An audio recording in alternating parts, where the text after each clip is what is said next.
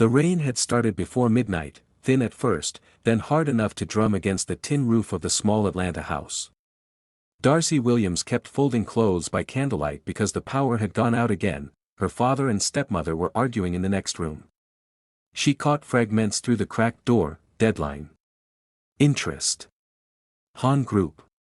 Every time the name was spoken, her stepmother's voice dropped to a fearful whisper. Darcy hugged herself. They promised to pay it back. They said we were safe. When the shouting stopped, she heard the scrape of a chair and her father's low growl. They'll be here tomorrow morning. If I don't have the money, they'll take someone. Then give them the girl, her stepmother said coldly. You expect me to hand them Lisa? She's my child. Darcy's yours. Silence. Then the faint clink of a glass being set down. Fine, he said. The single word was enough to shatter whatever pieces of trust Darcy still carried. By dawn the rain had turned to mist. The house smelled of wet earth and burnt coffee. Darcy was sweeping the porch when two black cars rolled up and stopped at the gate. Her father didn't meet her eyes. Go inside and put on something clean, he said. Lisa, still in a silk robe, came to the door yawning. What's happening? Darcy's stepmother pulled her close. Nothing you need to worry about, darling. Go finish your breakfast. Darcy felt the world tilt. Dad, please, tell me this is a joke. But he was already walking down the steps to meet the men. Their suits were sharp enough to slice the air. The one in front, tall, silver tie, eyes that didn't blink, opened a leather folder and spoke with a calm that sounded rehearsed. Mr. Ronald Williams. Payment is 2 months overdue. The chairman requires collateral. Her father gestured toward her before the sentence was even finished. Take her. She'll work off the balance. Darcy's mouth went dry. You mean Lisa, right? Enough. He barked. Don't make this harder. For a heartbeat Lisa's face showed a flicker of relief, not pity.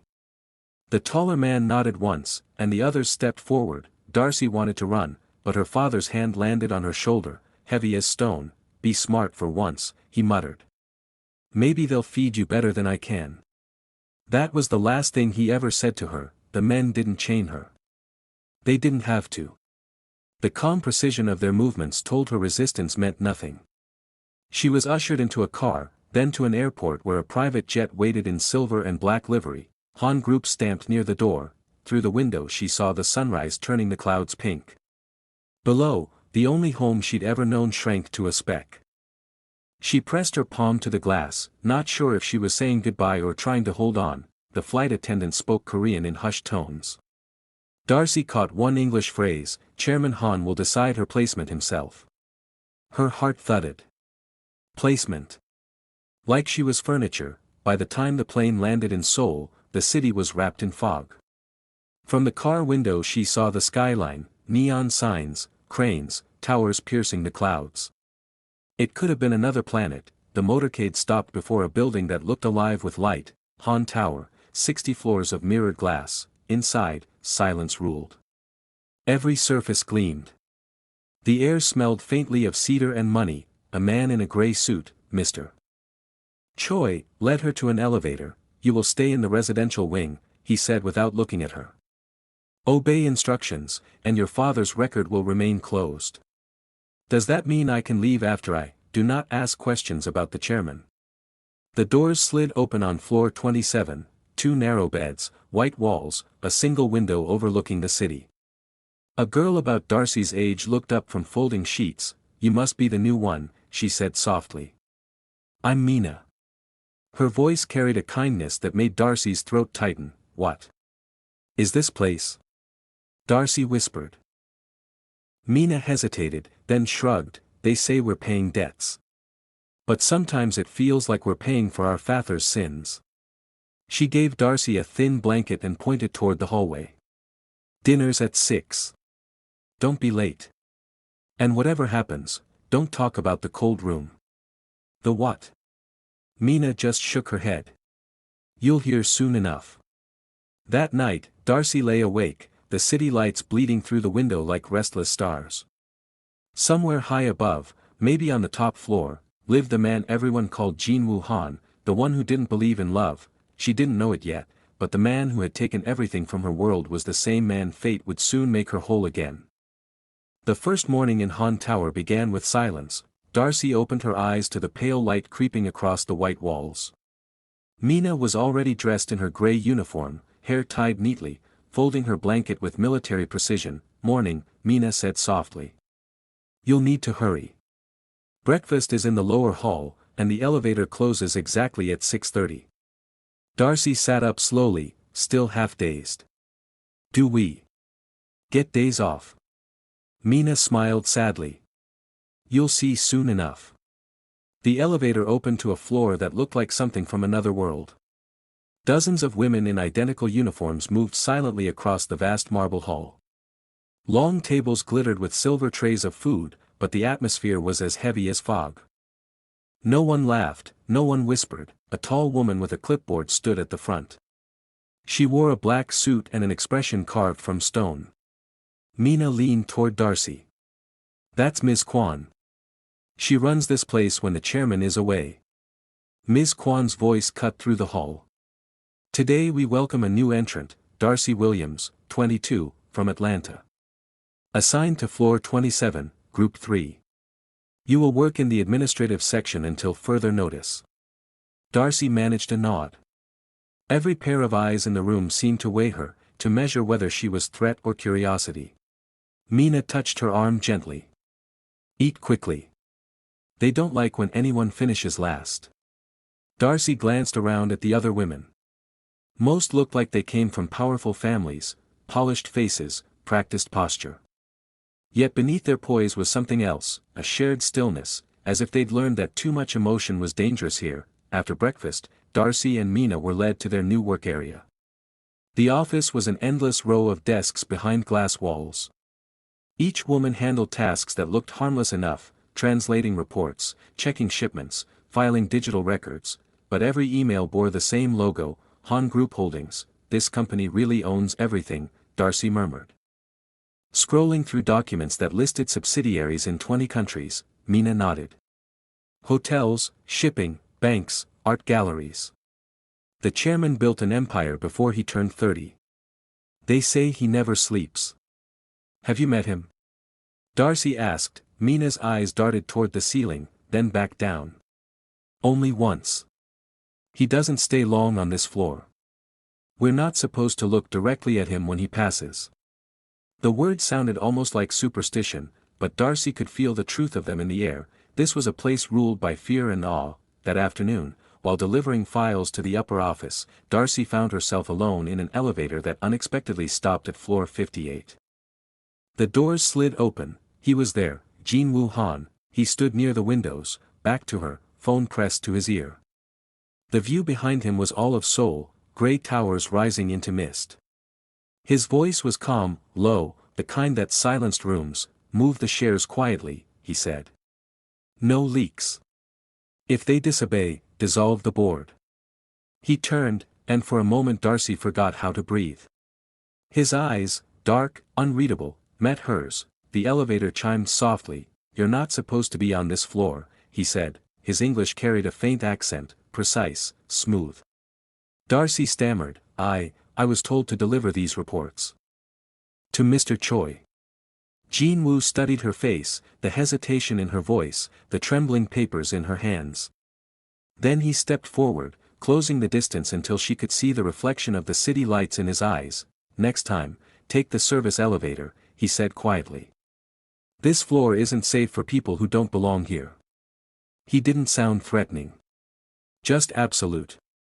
As if safety and danger were things he could decide with a single word, she lowered her gaze. "Yes, sir." The corner of his mouth twitched, almost a smile, almost not. "Go." When the doors closed, she let out the breath she hadn't realized she was holding. Back in the office, Mina grabbed her arm. "You saw him, didn't you? You look pale." Darcy nodded weakly. "He looked at me like he already knew me." That evening, Miss Kwan gathered all the women in the grand hall. Darcy noticed a sense of anticipation ripple through the room. A guard entered carrying a clipboard, and a hush fell instantly. He read a list of names, 10 of them. When each was called, the girls stepped forward and followed him toward the elevator that led to the upper floors. No one spoke about what it meant, but the way their eyes flickered between fear and envy told Darcy enough. When the guard finished reading, he paused. The chairman has declined additional service tonight. Those listed will return to their rooms. A murmur spread through the hall. It was the first time Darcy saw surprise on Ms. Kwan's face. Mina whispered, "He usually calls someone every night. Maybe he's tired." Darcy wasn't sure. Somewhere in her chest, something tightened, a strange mixture of relief and curiosity. Later, in their shared room, Mina fell asleep quickly, but Darcy couldn't. She sat by the window, staring at the city lights that glittered like trapped stars. The reflection in the glass showed a girl she barely recognized, no longer the one who folded clothes in a dim Atlanta house. Below, Han Tower glowed like a pillar of ice. Somewhere near the top, Jin-woo Han was still awake, surrounded by the hum of his empire. Darcy whispered to the night, "Why me?" She didn't expect an answer, but in the distance, lightning flashed faintly, and for a moment the whole skyline seemed to breathe. Morning in Han Tower began without sunlight. The blinds in the dormitory rooms never opened all the way, and the lights turned on automatically at 6, bright, perfect, and cold. Darcy sat up, her head heavy with half-dreams of the man on the top floor. Mina was already in uniform, buttoning her collar. "You'll get used to the rhythm," she said. "Or you'll forget there's another one." Darcy rubbed her eyes. "There has to be a window somewhere that shows the sky." Mina's smile was faint. "Not for us." They spent the morning in the administrative office, reviewing endless shipping manifests. The air smelled faintly of paper and coffee, and the only sounds were the click of keyboards and a faint hum of the air conditioning. Darcy's curiosity began to whisper louder than her fear. Each file mentioned different Han Group companies, trading firms, shipping lines, even art houses in Europe. The sheer scale of it made her dizzy. When she looked up, she found Ms. Kwan watching her. "Williams," the woman said sharply. "You read English better than most here." "Yes, ma'am." "Good. The chairman values efficiency. You'll review the foreign contracts directly. No mistakes." Ms. Kwan paused, eyes narrowing. "And no questions." Darcy nodded, but her mind raced. The chairman values efficiency. So he knew she existed. He had read her name. At lunch, Mina took her to a small courtyard hidden between the wings of the tower, a rare pocket of green. A few girls sat on benches, whispering. Darcy caught fragments of conversation, rumors about the cold room, stories of the girls who had broken rules. She turned to Mina. "What are the rules, really? The ones everyone's too afraid to write down?" Mina hesitated. Then began to count quietly on her fingers. 1. You work when the lights are on. 2. You never refuse a direct order. 3. You never go above the 30th floor unless you're called. 4. If you're called, you go. No matter what. 5. Never ask about the cold room. And 6. This one matters most. Never try to leave. Darcy frowned. Has anyone ever tried? Mina's expression tightened. Once. They said she made it to the gates. The guards brought her back. After that. No one asks. A breeze stirred the trees. The air smelled of rain again, though the sky above was only steel gray. That evening, Darcy stayed behind to finish sorting contracts. When she finally left the office, the halls were empty. The main elevator doors opened before she pressed the button. Inside stood Jin-woo Han. He wore a dark suit, tie loosened, expression unreadable. His eyes lifted from his phone as she froze in the doorway. "You again," he said quietly. Darcy swallowed hard. "I'm sorry, sir. I didn't mean to." "Relax. You work late." His tone wasn't scolding. Just observation. I wanted to finish the reports. Good. He gestured for her to step in. Which floor? 27. The doors closed. The elevator began to move, smooth and silent. For a few seconds neither spoke. Then Jin-woo glanced at the files in her hands. "You corrected a translation error in the Shanghai contract today." he said. Most people wouldn't have noticed. Darcy blinked. You read the reports that closely? I built this tower one line at a time.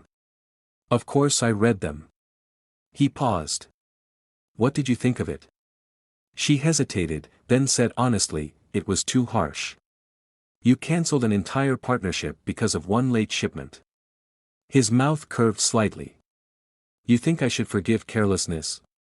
I think mercy isn't weakness, she said before she could stop herself. The elevator slowed. For a heartbeat, he studied her, something almost human flickering in his eyes. Mercy, he repeated softly. That's a dangerous word here. The doors opened on floor 27. Darcy stepped out, pulse pounding. Good night, Mr. Han, she said. Darcy, he replied, testing her name as if it were unfamiliar. Good night. The doors closed. For the first time since she arrived, she felt the faintest spark of warmth inside the cold. When she reached her room, Mina was waiting by the door. You were with him, she said, voice trembling. The guards were nervous. He never rides the lower elevators. It was an accident, Darcy whispered. Mina shook her head. Accidents don't happen here. Be careful. If Yuri sees you talking to him, she'll twist it against you. Darcy frowned. Who's Yuri? The one with the diamond pin. She thinks she's next in line for his attention. That night, the guard's footsteps echoed down the hall, reading the nightly roster of names.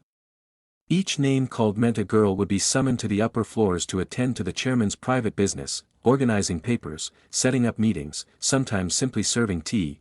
When the list ended, Darcy noticed something. Jin-woo Han hadn't called anyone for 3 nights in a row. Mina whispered, he's changing the routine. It's never happened before. Darcy stared out the narrow window toward the city. The lights of Seoul shimmered below, but her thoughts were on the man in the elevator, the one who ruled this frozen world yet had looked at her as if he saw a spark of warmth he didn't understand. For the first time since she arrived, she wasn't sure whether to be afraid or curious. By the end of her first week, Darcy had learned that Han Tower never really slept. Its lights burned day and night, and even at midnight, someone somewhere was typing, cleaning, or watching the security monitors. The building seemed alive, a living creature made of glass, secrets, and quiet fear. On Sunday, the only day without scheduled work, Mina dragged Darcy to the laundry room, a long, tiled space that smelled faintly of soap and metal. Several other women were there, folding linens and murmuring under their breath. When Darcy entered, their conversation cut short. The air felt charged. A girl with sharp eyes and flawless hair smiled without warmth. Darcy recognized her. Yuri, the one Mina had warned her about. Well, if it isn't the foreigner everyone's talking about, Yuri said, voice smooth as silk. You've been very lucky, haven't you? Darcy blinked. Lucky? You ride the elevator with the chairman, Yuri continued. You work directly with Ms. Kwan. Most of us don't even get that close in a year. Mina stepped in quickly. It was coincidence, Yuri. Don't start. Yuri tilted her head. Nothing's coincidence here, Mina. Everyone knows he notices what he wants. She turned to Darcy, eyes narrowing. Be careful. The last girl he noticed too much. Didn't stay long. The room went still. Darcy tried to speak, but Mina shook her head slightly. Don't. When Yuri left, the other women avoided eye contact, folding faster, quieter. Only when the door shut behind Yuri did Mina whisper, she shouldn't have said that out loud. Darcy frowned. What did she mean? What happened to the last girl? Mina hesitated. Then, very softly, she broke a rule. They say she was sent to the cold room. That night, the whispers reached even the highest corridors. The cold room, everyone knew the name, but no one knew the truth. Some said it was a punishment cell, others claimed it was where the chairman's enemies vanished. Darcy couldn't shake the thought. During lunch, she finally asked Mina again, away from the others. What is it really? The cold room? Mina's eyes darted toward the cameras mounted in the ceiling corners. Keep your voice down, she murmured. It's below the basement. Metal walls, no windows. They say it's used when someone lies, or betrays him. Darcy's stomach tightened. Has anyone ever come out? Mina's silence was answer enough. Then why do people stay? Why not try to leave? Darcy asked. Because the world outside isn't safer, Mina said quietly. Here at least you know the rules. A few days later, Darcy was summoned to the main conference floor with a stack of documents for Jin-woo Han's review. She hadn't seen him since the elevator encounter. When she entered the glass-walled room, he was already seated, sharp suit, pen in hand, reading something on a tablet. Two men stood behind him, both expressionless. Leave them, Jin-woo said without looking up. The guards obeyed. Closing the doors, Darcy approached the desk carefully. You asked for the new reports, sir. He gestured to the chair opposite him. Sit. Her heart jumped. No one sat with the chairman. She obeyed. You corrected another contract, he said, flipping through the pages. Twice in 1 week. Impressive. I just read what was there, she said softly. He looked at her for a long moment. Most people don't look that closely. His tone wasn't praise, it was curiosity, as if he couldn't decide what she was. Then he leaned back slightly, studying her expression. Tell me, Miss Williams. Are you afraid of this place? Darcy hesitated. Should I be? Most are. She met his eyes. Then maybe they haven't learned to see past the shadows. For the first time, something almost like amusement flickered across his face. Past the shadows, he repeated, as if testing the phrase. Interesting. When she rose to leave, he said quietly, you may continue handling the foreign contracts. Ms. Kwan will report directly to me about your work. The message was clear. He wanted her under his watch. Word spread faster than the wind. By evening, everyone knew Darcy had been alone with the chairman. The whispers followed her down every hallway. Mina looked worried. Yuri won't let this go, she warned. You've just become her favorite enemy. Darcy tried to laugh it off, but unease gnawed at her. That night, when the guards came to read the evening list of names, Yuri's smirk was sharp enough to cut glass. When her name was called, she glanced briefly at Darcy and whispered as she passed, pray you never hear yours. Later that night, Darcy woke to a faint sound, a metallic thud somewhere below, followed by a muffled cry that seemed to echo through the vents. Mina stirred too, eyes wide. You heard that? Darcy whispered. Mina nodded, clutching her blanket. It's the lower floors. The cold room. The cry faded, replaced by silence that pressed against the walls. Darcy sat frozen, her pulse loud in her ears. Why doesn't anyone stop it? She whispered. Mina's voice trembled. Because it's how he keeps order. Darcy turned toward the window, where the city lights glittered far below.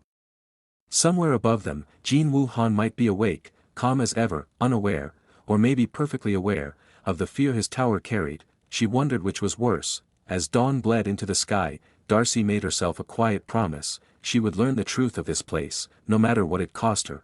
The week passed like a storm waiting to break. Darcy noticed the tension before she understood it. Whispers followed her through the halls, doors closed when she entered, and Yuri's stare had sharpened into open hostility. Mina tried to distract her with jokes and extra snacks from the kitchen, but even Mina's laughter was brittle now. Just keep your head down, Mina advised one night. Do your work. Don't let her get to you. I'm trying, Darcy said. But I can feel something changing. That Friday evening, the air in the hall was electric. Everyone gathered for the nightly list. The guards entered, clipboard in hand.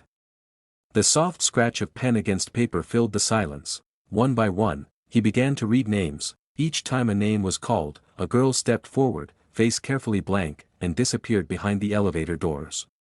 When the 9th name was read, Darcy let out a quiet breath.